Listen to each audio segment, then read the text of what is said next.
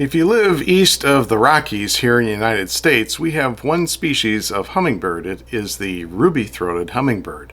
For those west of the Rockies, there are up to 27 species. And if you're in Central and South America, there's a lot more. Matter of fact, in the Western Hemisphere, there are a total of 320 species of hummingbirds. But if you live in Europe or Asia or Africa and Australia, there are none. It's only a Western Hemisphere species. So I guess I feel fortunate enough that during the summer months we have one species here in southeast Minnesota, being the ruby-throated hummingbird.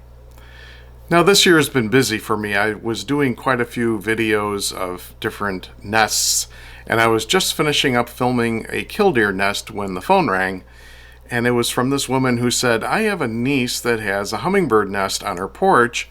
Would you be interested in photographing it?" And I said, of course I would.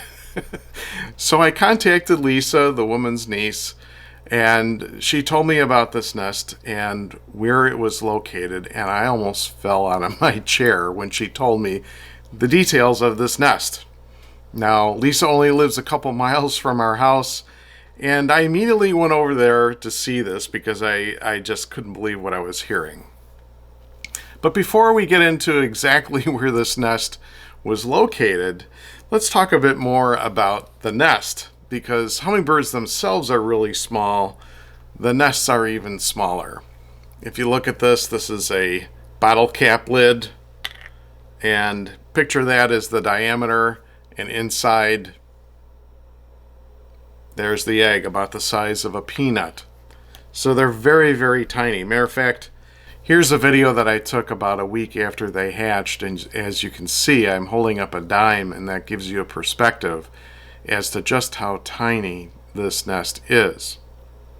So, where was this nest located? Well, I liked the idea of where it was located so much I went out and bought one of my own.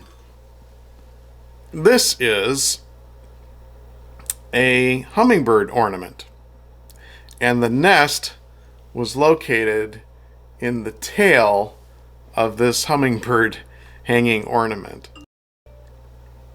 Amazing. I ended up going out and buying 6 of those suckers, because next summer I want to try to see if I can actually attract a hummingbird to potentially build its nest in the tail.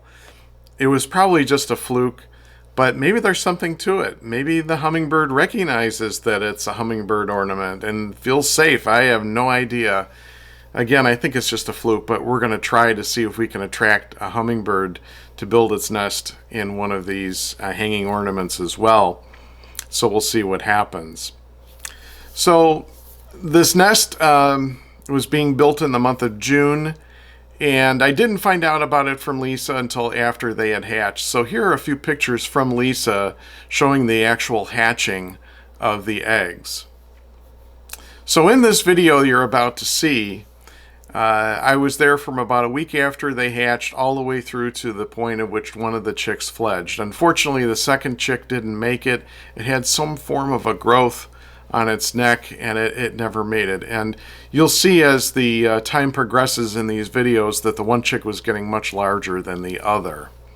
So thanks for watching. I hope you enjoy this video, and thank you Lisa and Tony for allowing me on your porch to film such a spectacular event.